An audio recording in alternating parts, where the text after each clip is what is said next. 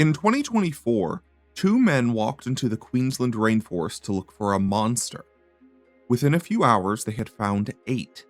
The monsters were 3 millimeters long. They had pointed heads, hunched, lumpy backs, and necks that rose and arched forward. From the end of the necks dangled a pair of jaws almost as long as their bodies. The monster is what we now call Austrarchaea andersoni, a new Australian pelican spider.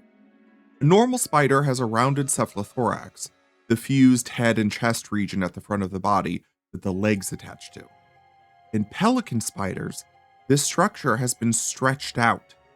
The rear portion, where the legs emerge, sits low to the ground. The front portion rises up vertically.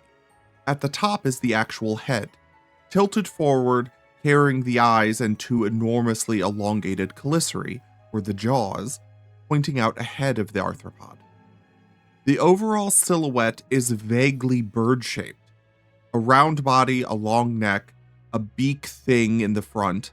Entomologists have been calling them pelican spiders since the 1800s, and the name hasn't gotten old. Pelican spiders have a weird history.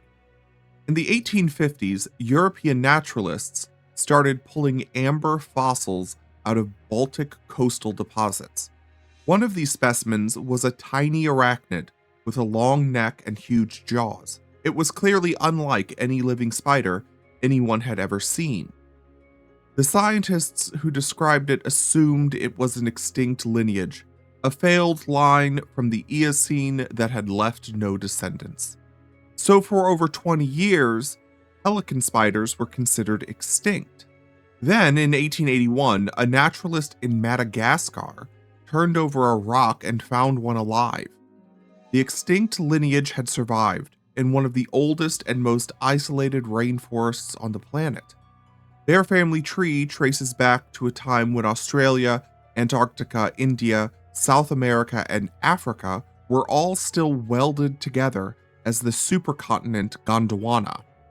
As Gondwana broke up, the pelican spiders broke up with it. Today, living specimens are found only in 3 places: Madagascar, South Africa, and Australia.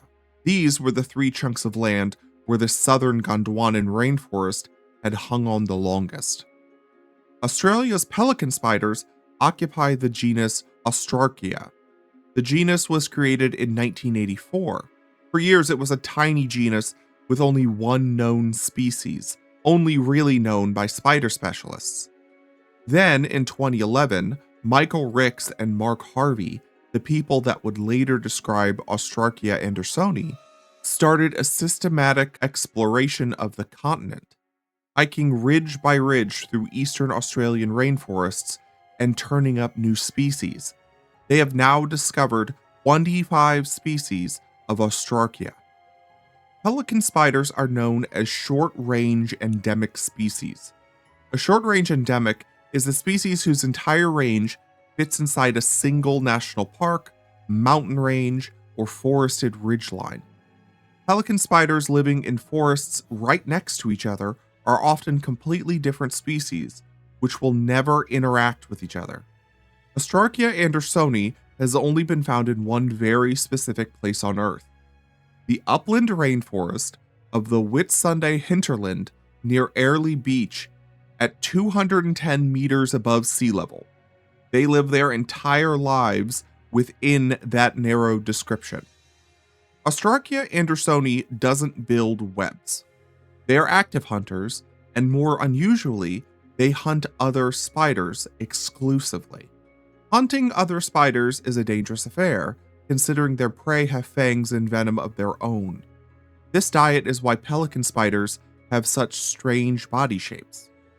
Austrarchaea andersoni stalks the forest at night. When it detects a silk dragline, the pelican spider then taps the thread, mimicking a vibration of a struggling insect. The spider victim rushes out to see what the web has caught. The pelican spider, body held back, neck fully extended, jaws forward, grabs the spider victim. The pelican spider's jaws are mobile, and they can grab prey like a pair of chopsticks. The spider victim is impaled and envenomed. More importantly, our pelican spider is kept very far away from the fangs of its prey until it dies. Very little else is known about Austrarchaea andersoni, as with most newly discovered species of niche interest. Generally speaking, Austrarchaea species are found almost exclusively in pockets of dead leaves suspended above the ground. They aren't ground dwellers, and they don't dig burrows. Their entire life plays out in an elevated leaf litter.